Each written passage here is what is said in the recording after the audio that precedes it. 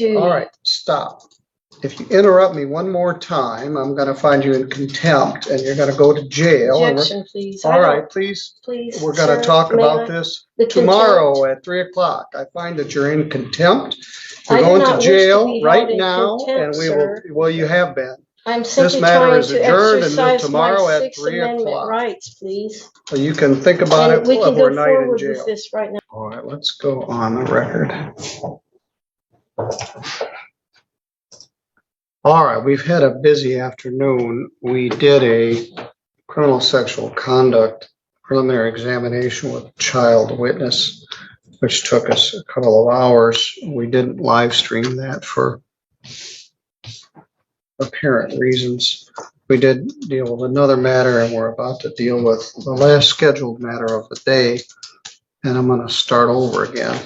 The title of the case is People versus Rosalind Ray Keenan. The allegation is that on or about May 16th in the village of White Pigeon, she did resist and obstruct a police officer and drive with a suspended driver's license. Resisting and obstructing is a felony now. It's punishable by up to 2 years imprisonment. And driving suspended as a traffic matter, punishable by up to 93 days in jail and a fine of up to $500. Carries 2 points on your driving record and requires that your license be suspended. Someone who is identified as Rosalind Keenan is present, and she wanted to explain more about that. We'll give her a chance to do that, but prosecuting attorney David Marvin is here, and he's representing the state. So let me ask you again, are you Rosalind Ray Keenan? I'm here on as sui juris impropria persona, Rosalind Ray family of Keenan, beneficiary. Is this on record? Yes, everything has to be on the record, so it's all being recorded. Okay, I'm here on the special appearance, and I'm a free woman on the land. I'm here under fraud, menace, and duress. I am the private woman, Rosalind Ray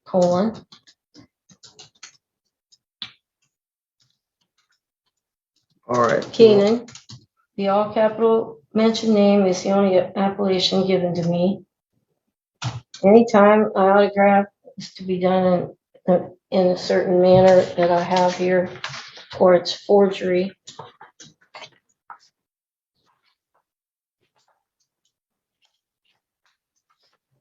Could you do this for the judge, please?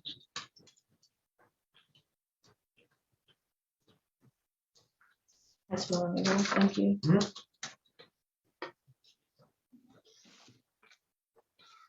All right, I'll accept this. Thank you. All right, so I think we have the right person here. When she signed her bond, she signed it as Rosalind Ray Keenan beneficiary with quick bail bonds. All right, now we've got another issue. This is a felony charge. The first one is. The second one is under the Motor Vehicle Code. And it requires that we have a preliminary examination, or it requires that you're entitled to a preliminary examination.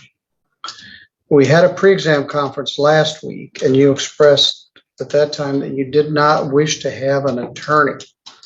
You're here with you this morning without an attorney, and we'll address that in a moment.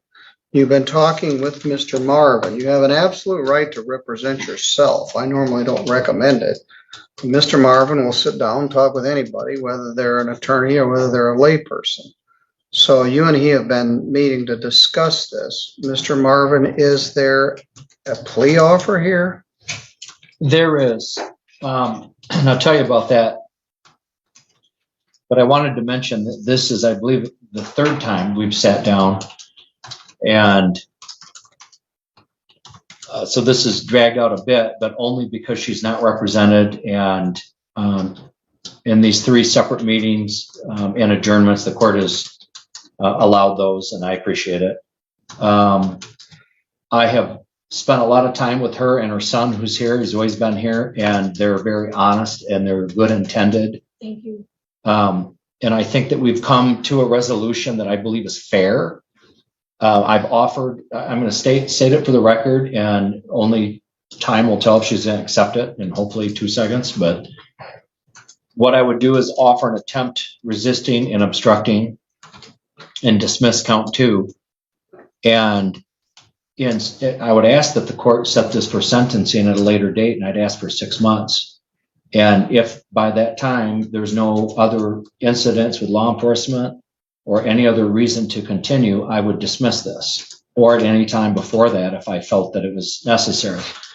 And again, after working with her, I don't think this is the kind of thing that should be, I would hate to see this upstairs as her first felony. I think that she's interested in a way of life that she's honestly trying to understand, but I think that partly to assist her, I've kind of hatched this plan, and I've offered that. I have the feeling she's going to take it today, but if not, I've got my officer and we're ready for a prelim. He's offering to reduce the driving suspended charge. And he is offering to dismiss the felony charge and reduce it to a charge called attempted resisting obstructing a police officer. That's a misdemeanor. It's punishable by up to a year in jail and a fine of up to $1,000. Do you understand that charge? No, I don't understand the nature and the cause of the charge. All right, Mr. Marvin, let's just do a prelim. I'm not going to tap dance with her. You may be more sympathetic about this flat earth nonsense than I am. But if I'm going to have to argue about everything from who she is to what the charge is, it'd be easier to just put on the prelim. From the affidavit of probable cause, her conduct was outrageous with a capital O. And so I'll give you one more opportunity, Ms. Keenan. Mr. Marvin is agreeing to dismiss the driving suspended charge. The record shows your license is suspended from Indiana and you don't have a valid Michigan license. That's a benefit. It won't affect your driving privileges. Excuse me? What did you say about the? It's a benefit. And no, before that about the license. He's dismissing it, and it won't affect your driving privileges here or Michigan or Indiana if he dismisses that. So he's offering to dismiss it, and that's a benefit. He is offering to reduce the felony charge to a misdemeanor, and that's attempted resisting and obstructing a police officer. If you wish to do that, we can pursue it now. If you don't, we can take testimony. The officer's been waiting here for 3 hours. What would you like to do?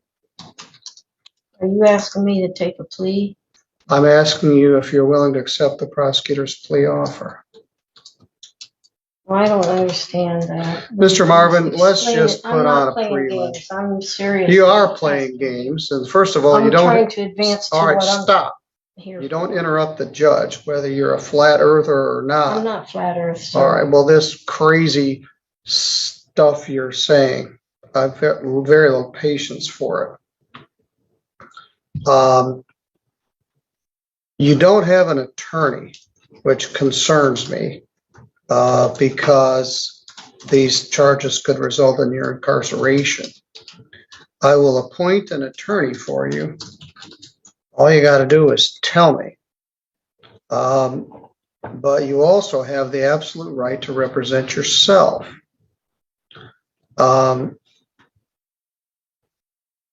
So, do you wish to represent yourself, or would you like me to get an attorney to assist you with this? It's my right to appear for myself. It is.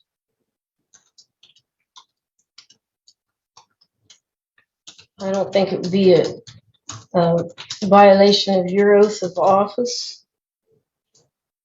To do what? To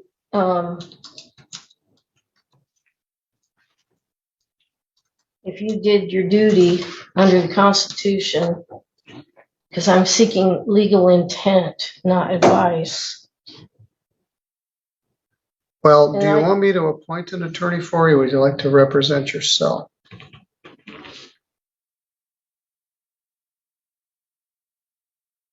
So may I ask what jurisdiction is this, civil or criminal? This is a criminal case, which points out the fact that you could use a lawyer if you can't tell the difference between a civil and a criminal case. Criminal case means you could go to jail, in this case, for up to 2 years. In a civil case, there's no possibility of jail. It's usually over money damages or other types of non-jail relief, like other types of non-jail relief. So yes, this is a criminal case. Well, thank you. So, you said the record is on. Yes. Could the record of the court show that this is a criminal action? And my next question is, I know that the Constitution grants the court 2 types of criminal jurisdictions. One is criminal jurisdiction under common law, and the other is criminal jurisdiction under admiralty or military tribunal venue under Article 1, Section 8, Clause 17 of the Constitution. Under which of these 2 jurisdictions is the court intending to try me? This is statutory jurisdiction of the law of the state of Michigan. It's not any of those things, including the wacky admiralty clause people try to invoke. This is criminal jurisdiction authorized by the state legislature here in the state of Michigan. Thank you. Well, please let the record of the court show that the court intends to conduct a criminal action against me under a statutory jurisdiction. But that makes me wonder, I have never heard of criminal action under statutory jurisdiction, and there is no such jurisdiction established in the Constitution. And I will be able to proceed if you can show me where I can find the published rules of civil procedures under a statutory jurisdiction and where this nature, cause, and jurisdiction exists. It is crucial that I have the published rules of procedure so that I can conduct a fair defense and fair trial. Otherwise, this needs to be dismissed. And I would like it in writing, please. Thank you. It's not Thank civil you. procedure, it's criminal procedure. And the defendant doesn't come up and show, court, tell me why I get to do this. You've been charged under the criminal statutes of the state of Michigan, and I've just advised you of that on the record. I'm just trying to establish at this point whether you want to represent yourself or not. As I mentioned, the conduct in here in the affidavit or the bond information report is outrageous with a capital O. And you could very well go to jail for a substantial period of time. Mr. Marvin was trying to extend to you an opportunity to avoid that option, but you're wasting all of our time with this stuff that doesn't have any legal merit. I'm offering to give you an attorney who can actually argue any legal merit or advise you or assist you in this regard.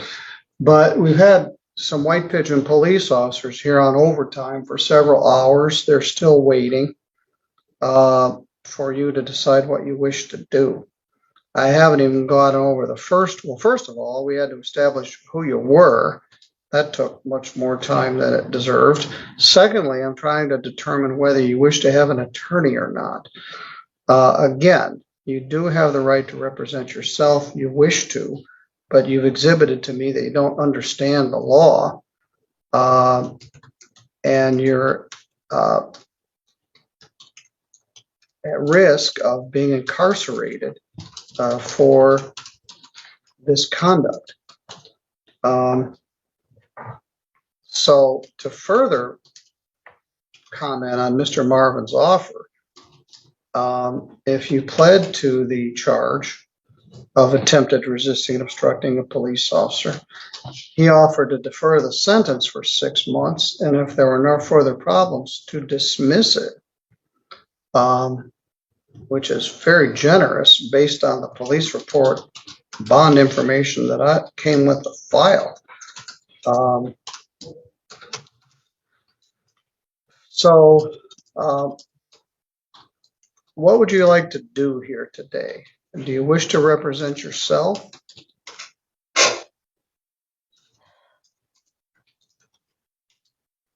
Thank you. I know I can peer for myself. I'm competent and I am confident. Okay? All right. So, The next question is, are you Please. willing to accept Mr. Marvin's plea offer to plead to the misdemeanor charge? I wasn't completed with what I wanted to say to you, please. Okay. May I? Thank you. So I wanted to say that I don't believe it's a violation of your oath of office if you did your duty under the Constitution, because I'm seeking legal intent.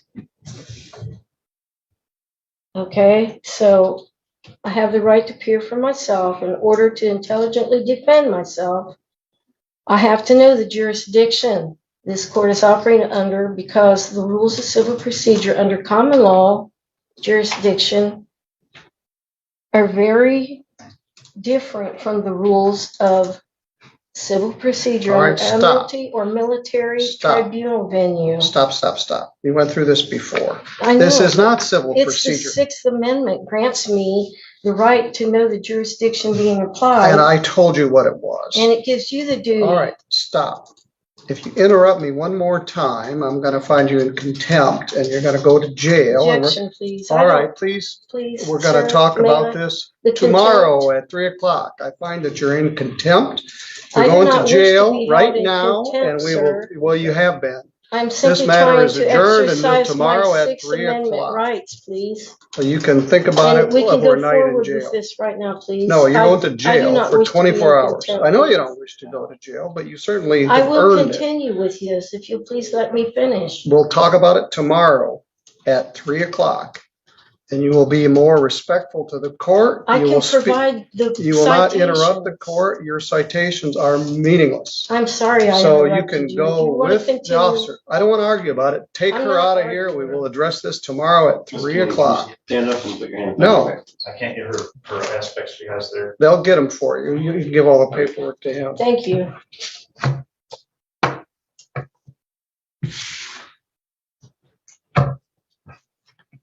Mr. Marvin, I don't know what you've got tomorrow at 3 o'clock, and I don't know what I have, but we'll take another shot at this tomorrow. Justice takes time. Just misunderstood. Yeah, I don't know what's going on, and I don't think this was a fair trial, We haven't had a trial yet. a fair preliminary. We didn't even get there yet. Please be careful with this one. Yep, absolutely. Here we go. Yeah. Okay, we're gonna go over here, Ms. Keenan. Yep, I'll get all the property for you. I'll go right over here. Here, fill my pockets. Hide the key. Listen to the officer. Yep, I will get all the property from you, ma'am, and whatever property you want to release to your son, I'll be more than happy to. She's going into custody for contempt. Okay, let's go this way. And then let's watch out for this chair here. There we go. Go ahead and watch your foot. There we go.